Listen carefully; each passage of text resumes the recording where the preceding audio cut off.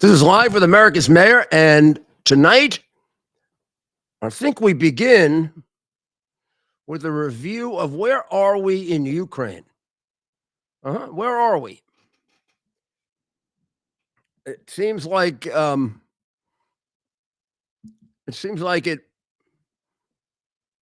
been more than a year.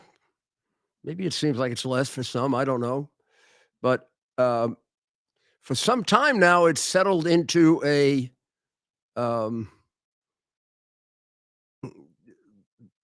draw. No massive movement one way or the other.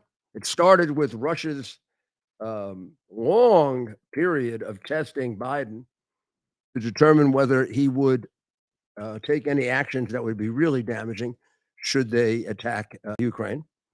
I don't know that the press really picked up on that. The press doesn't pick up on much because most of our press is half asleep. More than half, considerably more than half is asleep because they toady to Biden. That whole play up with Putin first, yes, and Putin then no, then Putin yes and no and maybe and possibly. Each one of those, you might recall, got an answer that Putin was seeking to have as often as he could get it, which is don't do it. There'll be terrible consequences, terrible sanctions, but no boots on the ground, no boots on the ground, no men, no boots on the ground, no men, no boots on the ground, no men, no boots on the ground, no men. I'm repeating it now about as often as Biden said it every day for about 2.5 months. Could not have prostrated himself more before the image of the powerful Putin than he did, or nor show himself more frightened, and made it clear that there would be no direct military action taken by the United States or by NATO, and that he was, by virtue of his whole history, which is quite a horrible one, having never made a correct decision on foreign policy, plus his cowardly withdrawal from Afghanistan, his constant reiterations to Putin, "Don't worry, I will do nothing if you attack, just sanctions," gave Putin the green light to go ahead, which he did. If we want to make a historical point here, the historical point would be if they had not cheated and withheld the hard drive showing that Biden was one of the major crooks in the United States, he wouldn't have been president, and there's no way that Putin would have invaded Ukraine with Trump. You know that. We know that. Everyone knows that. And that's why all those lives are on Biden's incompetent, cowardly, pro-Chinese hands. Now we're in exactly the place where General Powell always cautioned us not to be. Remember the Powell questions? I think they're sometimes called the Powell Doctrine. He often put them in the way of questions. And I think they emerged really from his study of Vietnam. If I recall it correctly, the first was we should never enter a military action, whether we call it a war or not, unless there is a very significant threat to the national security of the United States. This would be, on that issue, enough of a threat to be a yes, I would say. Now, you could debate that with me, and I'd have to listen to you and not get too arrogant, because you might be right that it isn't certainly as significant a threat as, let's say, Taiwan, an attack on Taiwan, or an attack on Mexico. But on the other hand, when you look at Ukraine's unbelievable importance in Europe, and you look at the energy extortion of Putin, and you look at the policy choices that Biden made, for example, making us energy dependent when we were energy independent, he made it more of a national security urgency that we stop Putin from controlling Ukraine. And it would, of course, place Russia right on a large contiguous border with NATO, where if anything went wrong, you'd have World War III, which now there's a small border with NATO and Ukraine as the buffer. So I think you'd have to answer Powell's question number one as yes, unless you were a true dove and just can't see military action for any reason. Uh, and then it says that you have to have a clear objective in mind of what you want to achieve and a clear definition of what's winning. When do you win? What do you want? And there, I think we're nowhere, aren't we? Since we're theoretically not involved, right? We have Russia on one side, and what does Russia want? Russia wants the part. Russia really wanted all of Ukraine, but Russia presumably would settle now for the part of Ukraine they have taken, really a little bit more, so they could fill out the free passage to Crimea from Russia. That's what they would want.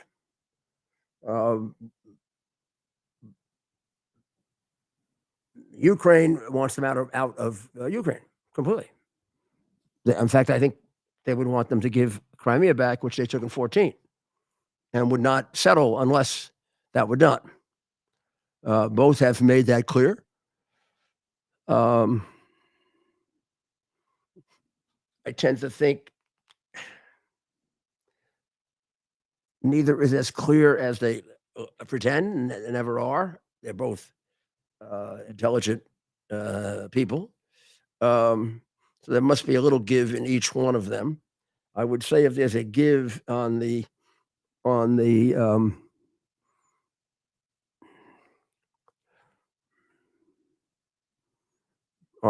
side, it would be to leave things, chaotic. In other words, keep what he had before, gain a little more, short of a complete passage to Crimea through Ukraine. Keep what you have, keep Crimea, and maybe gain a little more territory, so that you can come back in the future and see if you can build that road to Crimea, which for many reasons you almost don't need because you can get there from the south anyway. But in any event, that might be a possibility for Putin. It might be a possibility for Zelensky to allow him to have that territory. I don't know. The second one, I don't know. Are the Ukrainian people in a state of mind where they're going to fight to the death and not give up any territory? There's no. We don't have to make that statement public, what it is, but we have to have it. We have to know it. Biden has to require that of whomever we are assisting in a war. That would make him a wise president. We know he hasn't, because the last thing in the world he is a wise president. He doesn't know what he's doing, or he doesn't know what the outcome's going to be, and he doesn't have any control over it. After all, he's paying for it. He should. His role, since we're not going to get a clean, without the loss of. Everybody lies so much about the loss of life here. It's hard to say. Some people say as many as 100,000 on each side have died already. I tend to think that may be exaggerated a bit, but let's say 100,000 have died. You're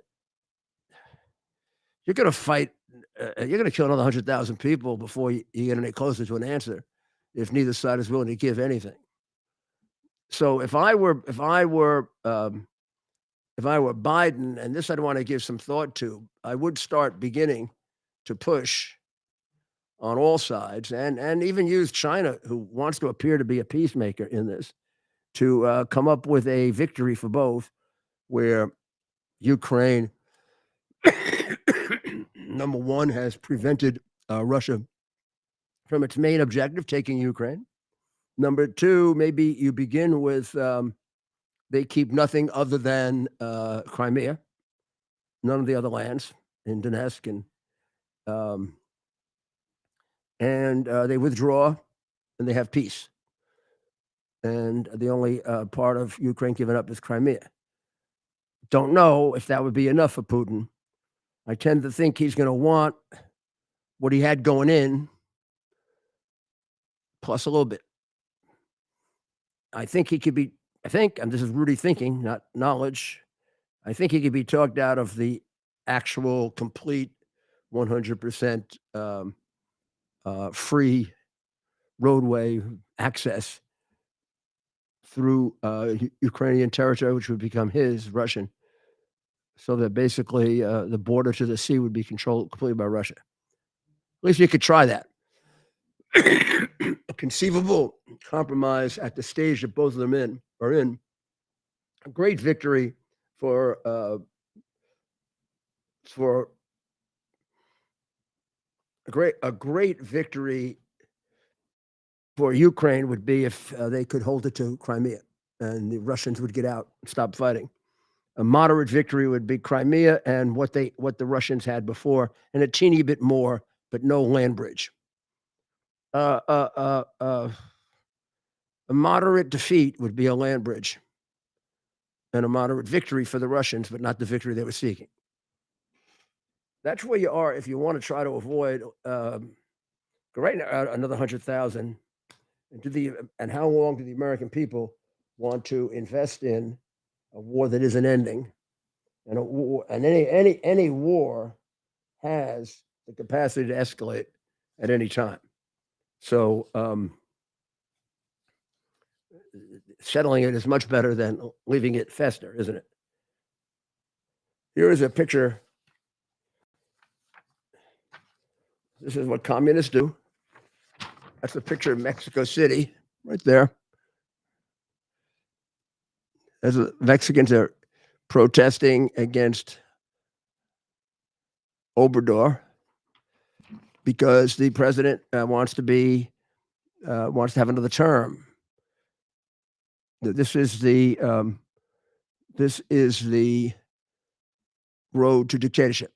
This is how a South American banana republic becomes a communist, a socialist state.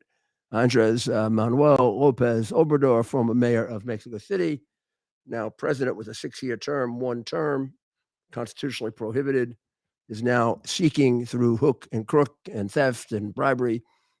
And the people of Mexico know what that means and look at them. Let's hope they prevail, and let's hope that the Biden people, even with their great fondness for Lopez Obrador, fellow communist, are able to assist in making this impossible. Education. The last couple of days, there have been article after article about Chicago and Baltimore and how the students have dropped like 4-5 grade levels as a result of the pandemic. Here's one on New York. Nearly half of all New York City public high school graduates who head to local community colleges are forced to take required remedial classes just to survive their first semester. This is a dramatically new figure. It was almost none at one point. In 2012, we were spending $18,000 a student. Today, we're spending $22,000, and all we've done is succeed in educating them less well. The value of that money is lower math scores, lower reading scores, lower comprehension scores. America falling further down the ladder among educated nations and people. 47% need remedial courses. 47%. The chronically absent rate is 40%. It means there isn't too many people in school.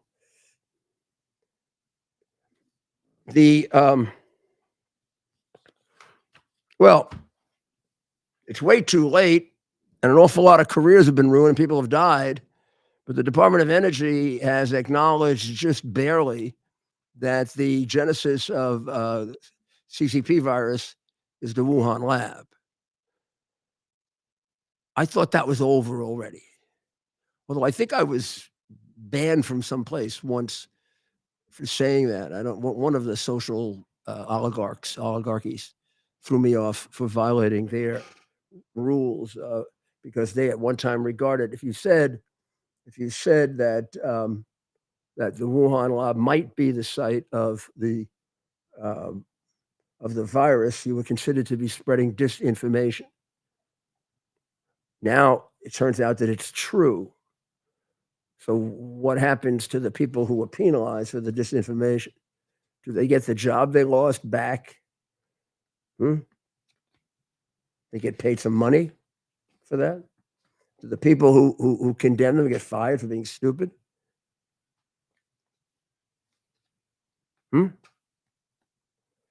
Also, a study came out today making it clear for the 100th time that national immunity is better than the vaccines. I've only been saying that for 2 years, living by it, understood it, and told that by many doctors. But those companies wouldn't have made all those trillions if they didn't get to vaccinate everybody, right? Take about 70 or 80 million out of that who were naturally immune. You're not going to make anywhere near as much money, and who knows what Fauci's royalties are going to be. So the Department of the Energy now says that the lab leak is likely from COVID-19, but they consider it a weak. What do they say? They have low confidence in their judgment. The FBI came to this conclusion a year ago with a medium degree of confidence. I came to the conclusion 2 years ago with certainty. All you got to do is look at the circumstantial evidence. I'm not going to go through it all, but there are no bats in that part of China. Where are they going to get this virus from? But they just haven't been making it in that laboratory.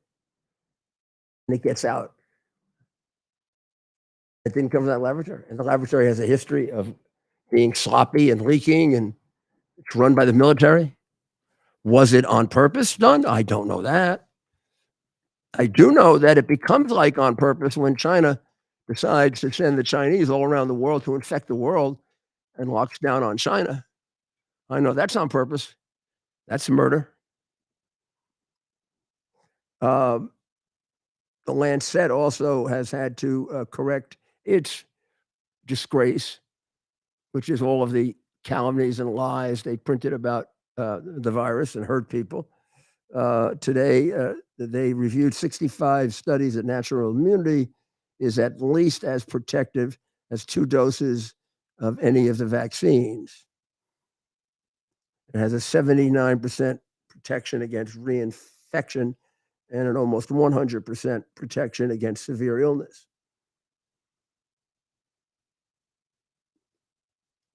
And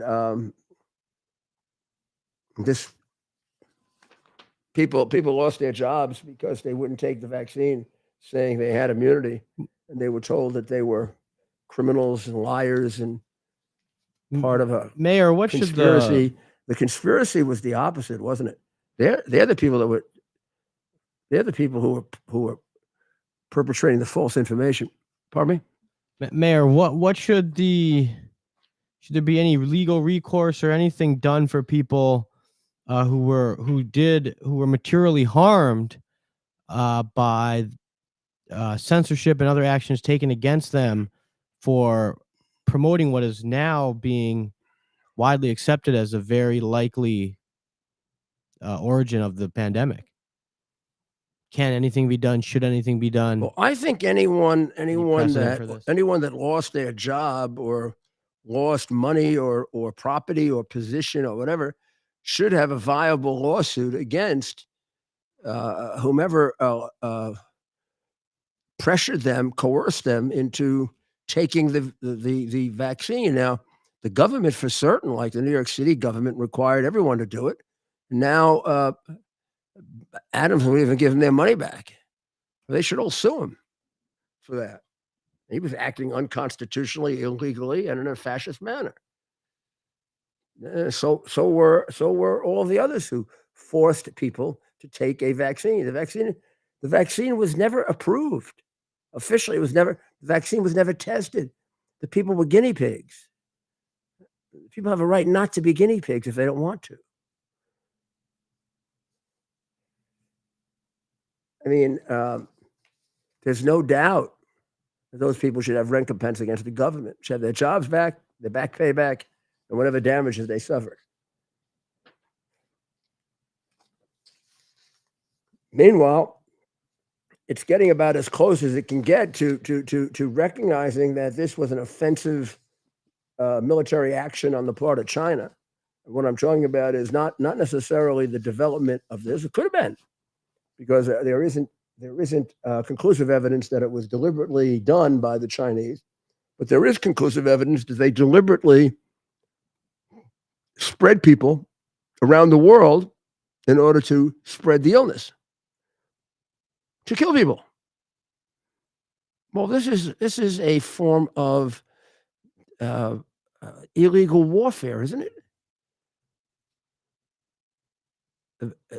You send people that you know are going to give entire communities an outbreak of a deadly virus that they're not prepared for, and you're buttoning down your country, but you're sticking them on airplanes, going everywhere you can, and anybody that's stopping them, you're getting your back scratchers and people on your payroll to condemn them like they did with Trump. I mean, people now have the question: is Biden compromised by China? Are you kidding me? If you have to ask that question, I really think you should get somebody to help protect your money. I mean, you really are stupid. Why would anybody condemn Trump for cutting off China when this terrible virus was heading for us, and the Chinese had it, except someone who's compromised by China? What American president wouldn't be interested in the derivation of this? What American president would turn off over all kinds of decision making to the World Health Organization, which is completely dominated by China? What other American president would give up the Bagram Air Base? None. You're going to ask me whether he was compromised by China? Senator Scott came pretty close to accusing him of that, although he did put it as a question, and I get it. I get it. Well, I get it, sort of. There are going to be some interesting cases argued in the court, one of them today, about the limits of presidential power. And, it has to do with it has to do with the powers that were usurped by the executives, both federal, state, and local, where the pandemic became an excuse to become Julius Caesar. So the first of the two cases was the student loan case, and all these student loans are being just written off by the president based on emergency powers of the pandemic. And the question is there such a thing? Does the president have the authority to write off a loan? What gives him that authority? The law sets forth the terms of the loan. Where does it say that he can make exemptions to the law? No place. So you're going to have a heck of a case in the Supreme Court. I mean, the liberals will come up with some silly answer to it, like all kids deserve to go to school for nothing, even if they can't read or write, and make them feel better that way. And if they don't graduate, they are entitled to a diploma so they can feel better. And if they can't read, we don't tell them that so that they don't feel bad. They'll find something. They'll find something to limit it with. But all of these cases, all have constitutional implications. The eviction moratorium, the vaccinate or test mandate for large employers that was overturned as unconstitutional. And in essence, we take this loan program, which significantly reorients, changes the American economy, and we do it without legislation by either administrative or presidential action. That's somebody else's constitution, not ours. And when I say to you that they want to change the way in which our form of government exists, that's what I mean. They want to change it into an authoritarian executive branch, federally dominated government in which we rule by dictate, not law. They define what a word means, and if you use it in a way that they find offensive, then you are guilty of some form of political incorrectness, insensitivity, racism, and there can be penalties for you. And then if it turns out that they were absolutely wrong and what they were insisting you attest to is totally false and untrue, there's no remedy against them or remedy for you and penalty for them. So, for example, when people were saying, I don't want to take the vaccine because I have natural immunity, they would say that is not true. Natural immunity is not as good as the vaccine. That's false information. No, the false information was on the part of the government, not on the part of the citizen.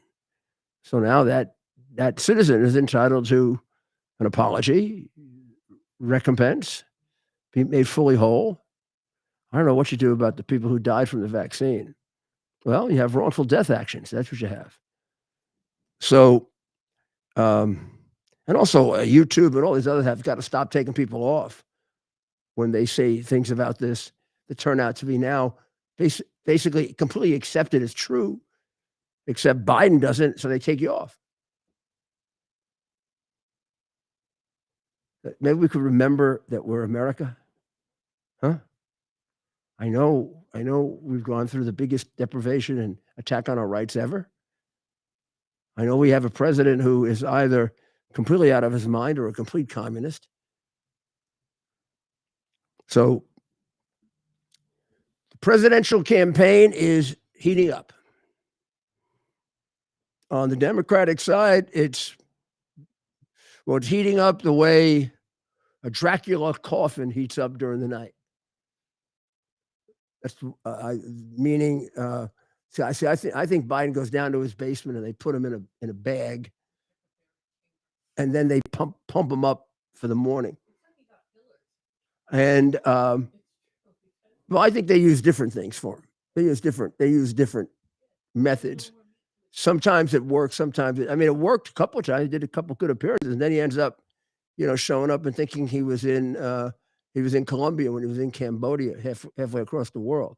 Must have been a really bad job that time. But right now, there is no democratic process, right? There's Biden and there's Biden. And everybody's afraid of running against Biden because the Democrats are convinced that the only person that can beat Trump is Biden.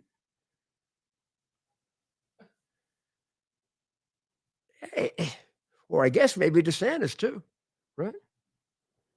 Isn't that pathetic? The only person they think can beat Trump or DeSantis is a man who has dementia. What's he going to do in this campaign? What's he going to babble out this time? Blah, blah, blah, blah, blah, blah, blah, blah. Did you see the Fox News poll, Mayor, that came out? Remind me.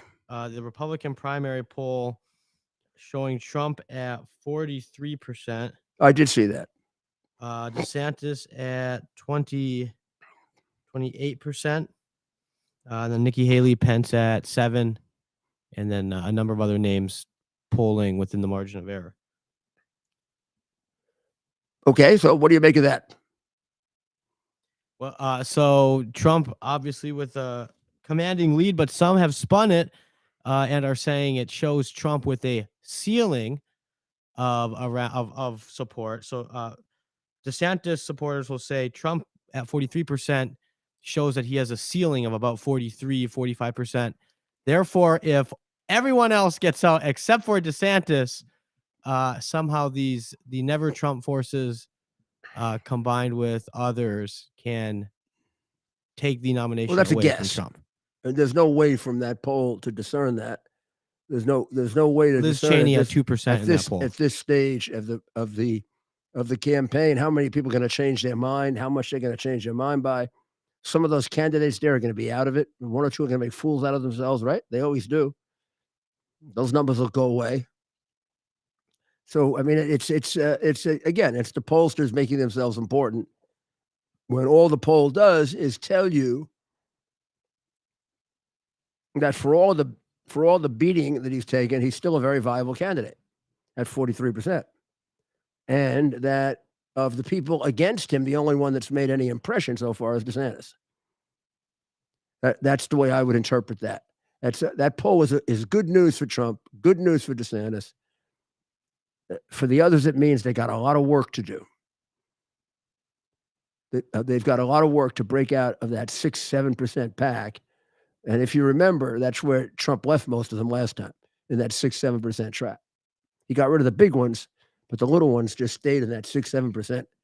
You got to break out of that quickly. And since they're going so early now,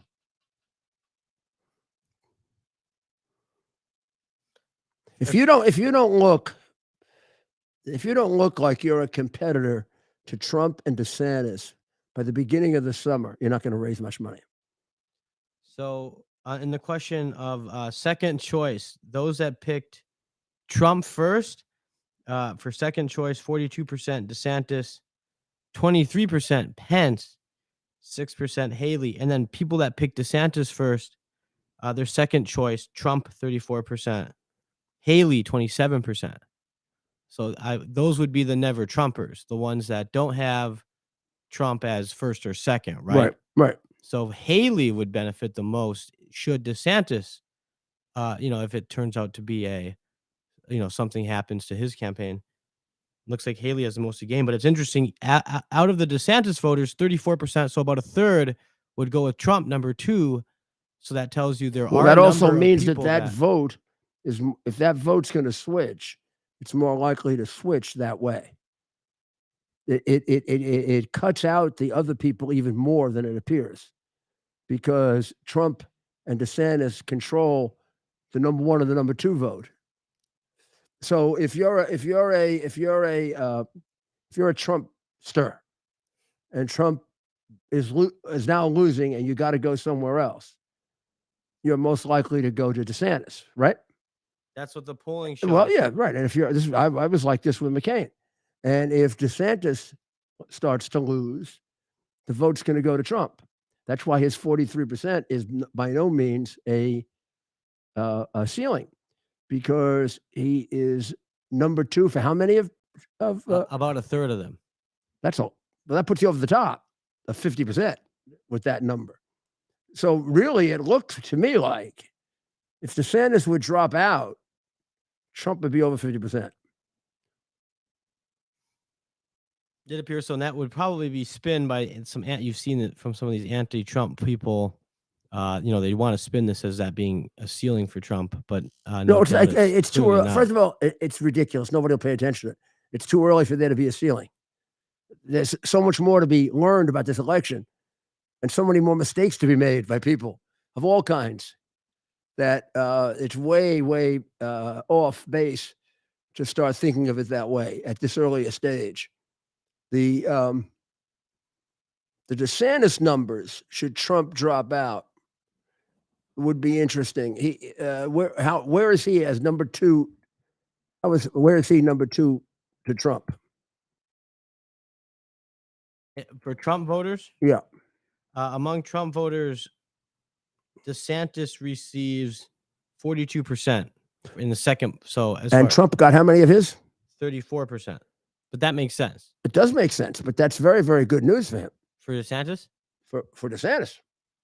It shows that even people that aren't necessarily anti-Trump there's a chunk of those folks that are still with DeSantis and they're not anti-Trump, so they are giving DeSantis a real look. So if Trump were to drop out, DeSantis would clearly become the prohibitive favorite at this point. 23% say Pence, so there's still a number of folks who now if put you want Trump a and Pence ceiling, together.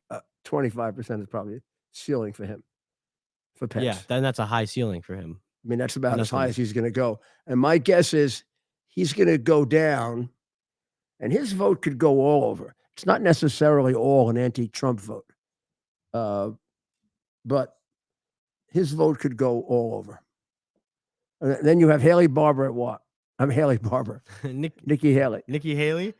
Haley Barbour, the former governor of Mississippi. My good friend, yes. And he was chair of the RGA at a certain point. He was the chairman when Bush was elected.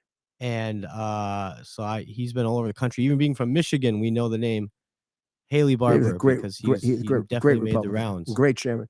Probably one of the best chairmen we ever had. And considered all around good guy. But Nikki Haley in this poll, again, coming in at 7% overall. That's very, very disappointing for all 7%. That she's done. You could say that if you could spin it. If I were working with Nikki right now, you could argue. Well, you can spin all you want, but whenever you're below 10%, you're in bad shape. But when you're going up against a former sitting president, right? So he's obviously unless he's going to disappear. And then Ron DeSantis is getting all this coverage. Unless he's going to disappear. And then Mike Pence, and so then Mike Pence also at 7%. So she's right there with the former vice president. Yeah. You could say she's still in a separate category right below those four. So Trump, DeSantis, Haley, Pence. Then it drops off where you get people in the margin of error, right? Like Greg Abbott, Liz Cheney's on there, and others at 2%, 1%. Anybody Haley's at 7%. At this point, I would. If I'm running somebody's campaign, not pay attention to anybody below 10% until they get to 10%. Not pay attention to them. Because Haley also coming from South Carolina, that being the third state on the schedule. If she can survive, get to South Carolina, have a big showing, is there any chance that she can have some momentum after that? Or is that kind of not really, I mean, then she's not doing, Iowa and New Hampshire, of course. Does her coming from an early state, does that help? Could that potentially help her? People are saying the same thing about, is it Chris Sununu? Right? He comes from New Hampshire, right? The first in the nation primary. Are there some advantages to having a good showing? There is an advantage, but there are a few examples of people, winning their own state. It doesn't give you the same advantage as if you come in there and win it. Ed Muskie won New Hampshire. He was from Maine. So that sort of didn't give him the boost that it would have given, someone else who won it. So I think Sununu winning New Hampshire, it does a little, not much. The real trick is if he doesn't win it, then he's finished, right? I mean, and I think the same thing with Haley. I mean, a lot of the victory, if there is one, will be discounted by the fact that it's a home court victory. It would be like DeSantis losing Florida. Now, that would be a hell of a race. Trump and DeSantis in Florida, right? That's going to be interesting. I think DeSantis wins Florida. I think he's developed his own, that's his own place now, and I know they love Trump in Florida. I think Trump. Trump beats him most other places, but I think in Florida. What? Neck and neck. I take Trump. In Florida. Yeah, but I wouldn't want that to be the decisive primary. I take Giuliani. Put him on the ballot. Well, I already lost it to McCain, so. So it's going to be interesting. Now we're doing all this talk about the Republicans, right? But what about the other team, the slavery party? The pro-slavery party, the Democrat Party, of course. Yeah, the pro-slavery party. Now they have. What's going to happen if Biden wakes up tomorrow and they say good morning and he can't say good morning? Kamala Harris and then for the rest of the day he can't say anything. How many days it take for them to tell us he can't talk anymore? Probably go a few days, have a few. We could do a couple of reruns, maybe. They'll Yeah, put. they have somebody that We'll go into that stage strange little room with the fake White with House fake stage. little White House, and Have a body double of Biden. there was that movie about the body double. Remember? Yeah, Did you see that movie about the the Manchurian Candidate. No, the guy who played the body double for the president. No, but it sounds interesting. You know, Zelensky. They caught Zelensky's body double on camera the other day.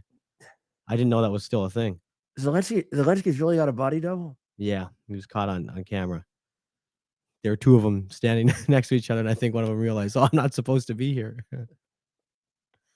Well, so who are the names being floated on the Democrat side, Mayor? If it's not Biden, and they don't want Let's see if Kamala we can get a Harris. poll.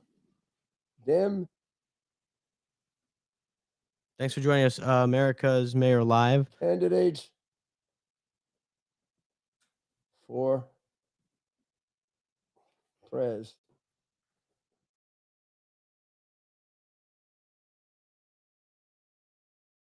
Oh.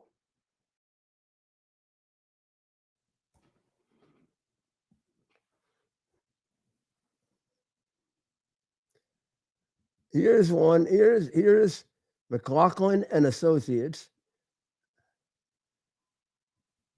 And let's just take a look at this one, just for the heck of it. I just pull one out, okay? Okay. Latest polls.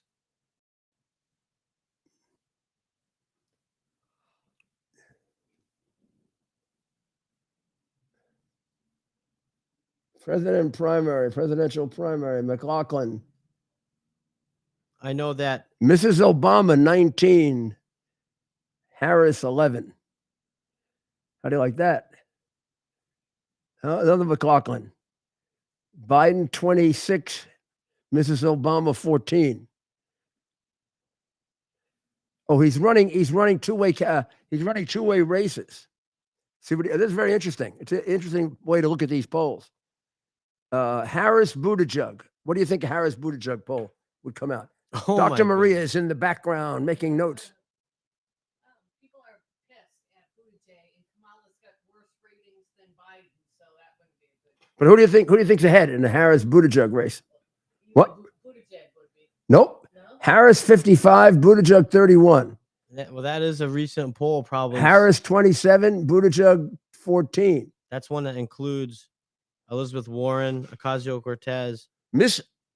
Obama beats Harris. She must love that because she was jealous of her, remember? Because the prince was looking at her fondly. Biden beats the princess, though, 26-14. Biden, when Biden's included in the poll, he's still up big, 26%. Michelle Obama, 14%. Bernie Sanders in this one at 8%. Harris beats Hillary Clinton, 33-18. Some of these polls, yeah, some of them include Hillary, some don't. Biden beats Sanders, 35-13. That one includes. We're going to see one that includes Michelle Obama, Bernie Sanders. It looks like Biden has about 35% of the party. Which is when you look at this. low when you think about it. It's pretty low. Is it low or is it what? Is it low or isn't it? For an incumbent president that doesn't get attacked like former President Trump was at a built-in disadvantage with the way the media, he was painted as a racist and all that. Biden's held by the media, and he's still only getting 36, 25 to 30% support. I mean, what was Trump among Republicans? He was still, 80, 90%? Huh? 80, 90%. Biden's at 25 to 30% in most of these. As an incumbent who doesn't face the attacks that Trump did. His disapproval, though, is narrowing. His disapproval, like poll ending yesterday, it was only at 51% disapprove. It had been up as high as 58. He's doing a little better.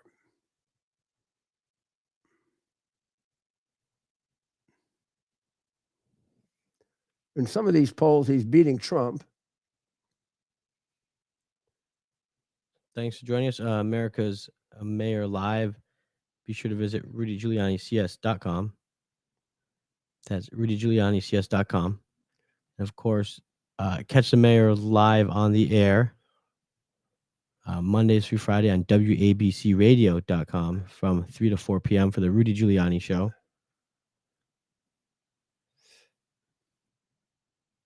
Mayor, of course, there's this news out of Missouri where the Missouri Attorney General is looking to remove the St. Louis Circuit Attorney for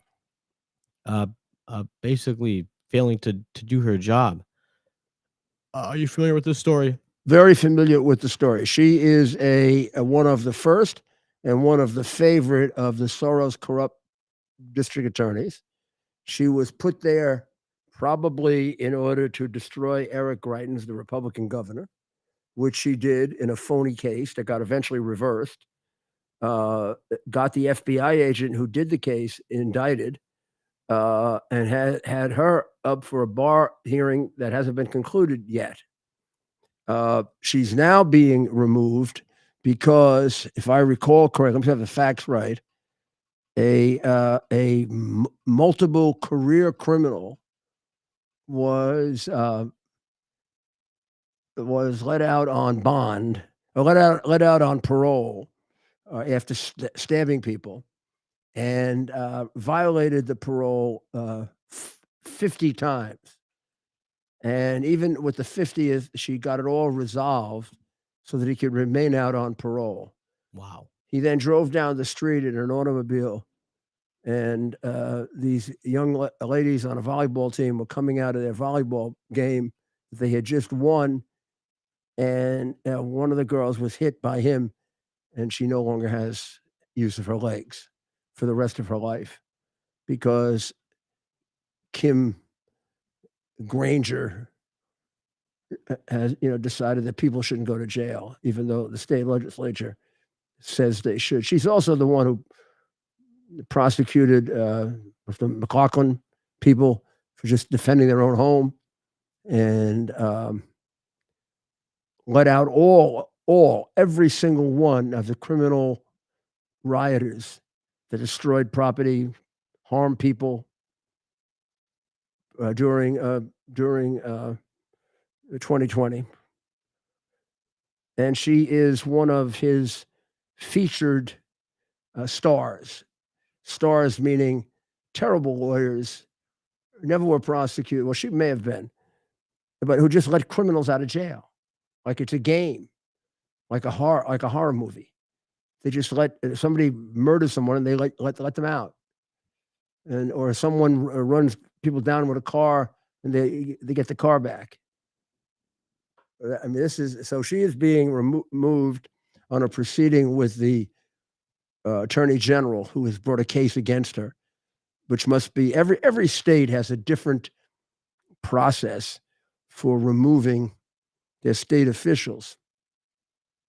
Their process is the Attorney General can remove you, similar to the way the governor of New York can remove you, but he has to give you a trial within a certain period of time. So the trial is going to be premised on this case in which the person was let out on bond after numerous convictions and 50 violations, and then made someone, I believe, a paraplegic for the rest of their life by driving wildly and insanely, similar to the black racist who did that around Christmas time, the case that was covered up because originally they thought it was a white racist, and when they found out it was a guy wanting to kill white people, they covered it up. It's a terrible thing that we have in this country because the people who use the word racism are actually as racist, if not worse, than prior racists. So in Missouri, there is legislation by a Republican lawmaker, which basically would allow for a special prosecutor to take on violent crimes in counties where homicide rates reached over a certain threshold. So, of course, this would, in most states, would mean I believe urban that counties. I believe under her, St. Louis set a record for homicides last year. That's one of her great achievements. More people were murdered in St. Louis than ever before in the history of St. Louis. Well, what do you think of? So the Republican Attorney General. Well, I know from being there a good deal that the police, including many African American police officers, because they have a fairly large contingent of African American police officers, completely despise her. The AG says that Gardner should be removed on 3 grounds: failure to prosecute existing cases, failure to file charges in cases brought by the police, and failure to confer with and inform victims and their families about the status of cases. This Riley, the gentleman who was out on, facing felony charges but released, actually had 94 bond violations. The Attorney General also cited that there are more than 200 pending murder and manslaughter cases and more than 4,000 other cases awaiting the review of Gardner's office. And so, I mean, those might as well not even be prosecuted. Justice delayed is justice denied. You know that. A lot of the witnesses disappear. The evidence gets stale. The last thing in the world the prosecutor wants to do is delay a case. The sooner you try the case with reference to the time of the crime, assuming it's a good case, the better chance you have of getting a conviction. so what do you think of the reaction by some Democrat lawmakers? Democrat St. Louis Senator Carla May Does she think it's racist? describes the bill and these actions as This is Jim racist. Crow law. This is Jim Crow. She sees it as an Does she attack know- on the does she city know- of St. Louis and the Does she African know that American leadership. does she know the people that died as a result of this woman's illegal acts are of large majority blacks? When she fails to prosecute, the people they go out and victimize are black people. So it's interesting. There are some lawmakers, obviously Democrats, coming to the defense of the embattled circuit attorney, the local prosecutor. Well, of course. I mean, how many of them want to defund the police? It is, after all, the pro-criminal party, the Democrat Party. Why wouldn't they come to the defense of an embattled pro-criminal district attorney? But it's a great sign now. It's a great sign to see that they're taking off after another one of Soros's corrupt placements. And the emphasis on Soros is becoming stronger and stronger. A lot of articles about how he should really be the defendant and he's really the guy at the core of this. And a lot of questions about why does Soros do this? He used the number 40 million. I have to believe it's a lot more than 40 million, but whatever. Why would you use $40 million to elect district attorneys in counties you don't live in or travel to or have business in? During a Senate hearing. And why are all of them completely lawless and all have the same strategy, which is don't set bail, let everybody out, let criminals out. If it's a non-violent crime, no jail. If it's a violent crime, the least possible alternative. They all have the same philosophy of pro-criminal. Kim Gardner, the prosecutor in question, did not attend a Senate hearing in the state of Missouri recently on this matter, but a representative from her office said that he believes this bill is meant to punish her, and he called it an effort in no uncertain terms to disenfranchise voters in St. Louis, and in my personal opinion, to punish an independent black leader in the city of St. Louis. This man, a representative of the Soros-Backed prosecutor, goes on to say that she has delivered on her promise to address systemic issues in the system, demonstrated by holding powerful people accountable that had no expectations of being held accountable. So they are I'm guessing they're pointing to that. Well, it'd be hard to use that case. It got reversed. But that So it's he pretty never got held interesting. accountable. This is interesting. They basically, like you said, Mayor, like they always do, they resort to calling. Oh, of course, these it's things as racist. Any Right. policy they can't refute on its merits, they just call racist. It's racist to let the situation remain the way it is because black people are being harmed by her and by her policies. And this is a much more sensible situation if you want to restore St. Louis to its former glory. I mean, St. Louis has been a city that's really one of our pearls. I mean, one of our great cities.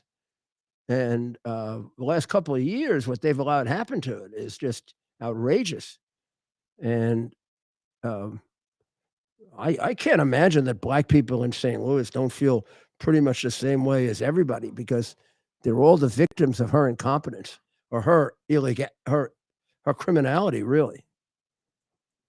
Not to prosecute is a crime. I mean, you take the obligation to prosecute. That's what the oath is. I solemnly swear to uphold the Constitution and laws of the United States. Well, if you're not prosecuting, you're not upholding it.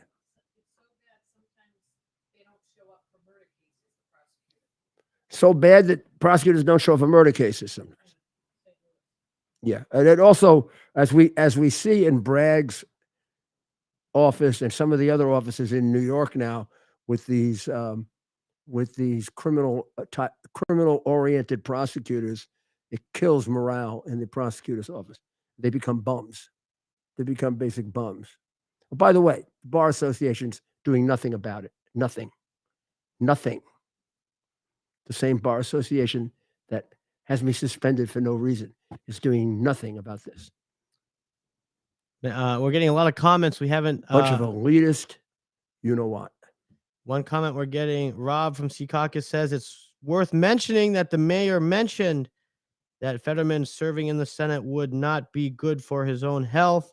It appears the mayor is right, and we're not cheering Senator Fetterman's medical condition, but some people in the comments wanted to point out that you had predicted this.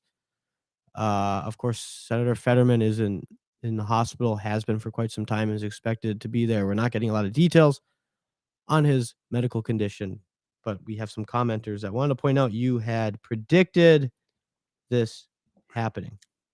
I substitute common sense for medicine. Here's the common sense. If you have a stroke, you shouldn't be under stress. Being in the Senate is stress. Being in the Senate illegitimately, when you should never have been elected, except for a con job that was played on the people, has got to be very stressful. Maybe he's unaware of it, but he's a total. I mean, it's totally illegitimate that he's sitting there. The man can't talk, and somehow the Democrat machine got him elected. Biden couldn't come out of the basement; he can't talk. You know, I keep thinking that the Biden presidency may end when the dementia becomes so bad that he can't talk anymore. But maybe he'll make signals, and Jean-Pierre will interpret for him.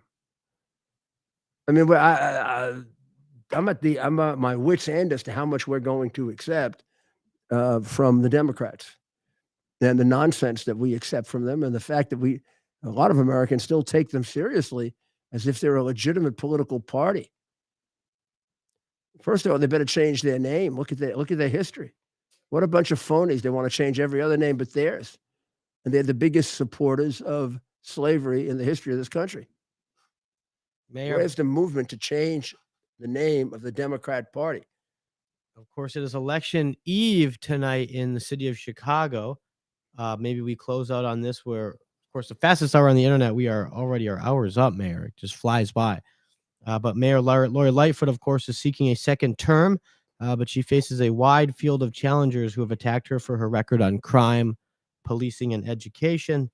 So they will wake up tomorrow on election day in a wide open race where Mayor Lori Lightfoot, who had won every ward 4 years ago.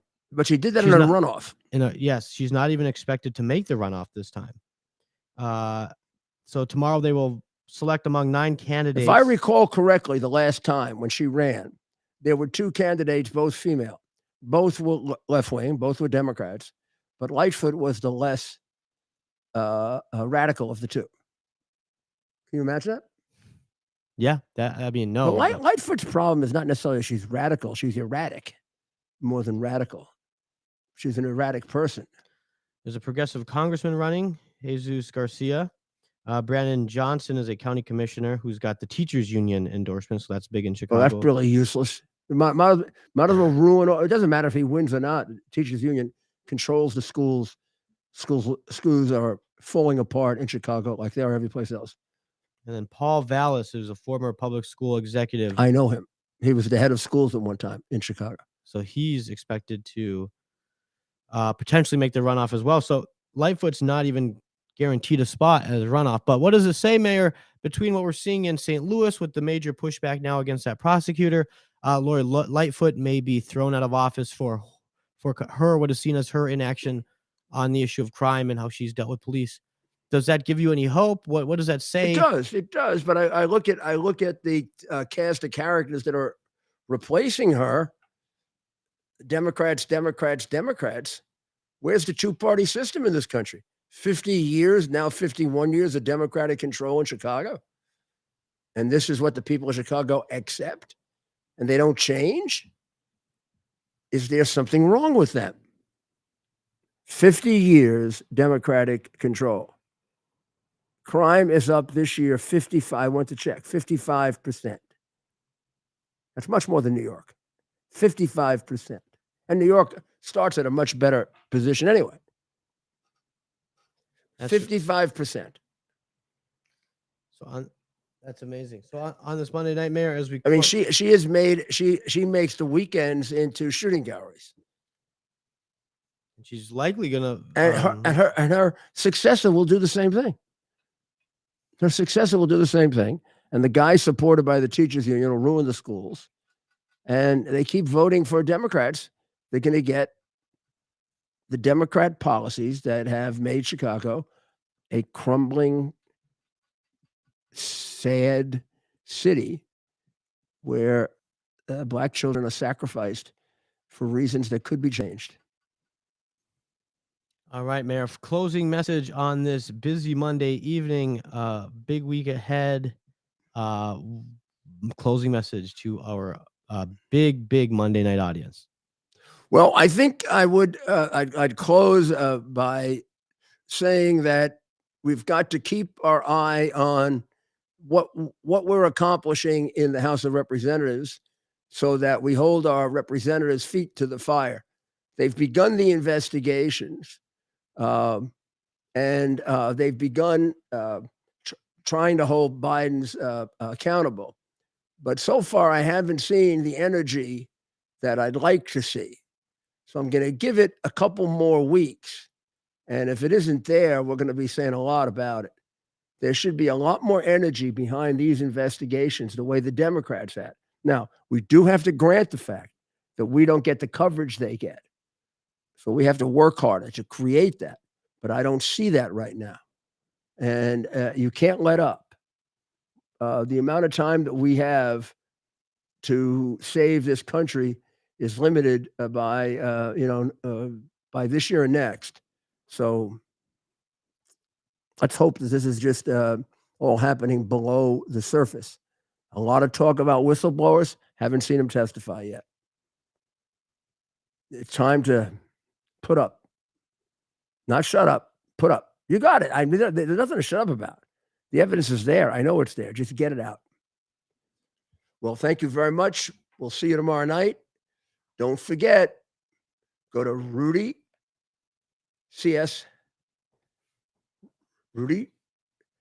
Giuliani, cs.com for my podcast and for everything else. I'll be on WABCradio.com tomorrow. Or it's possible that Dr. Maria will be substituting for me most of the day tomorrow. But I'll be back with you tomorrow night here. And have a great evening. And God bless America.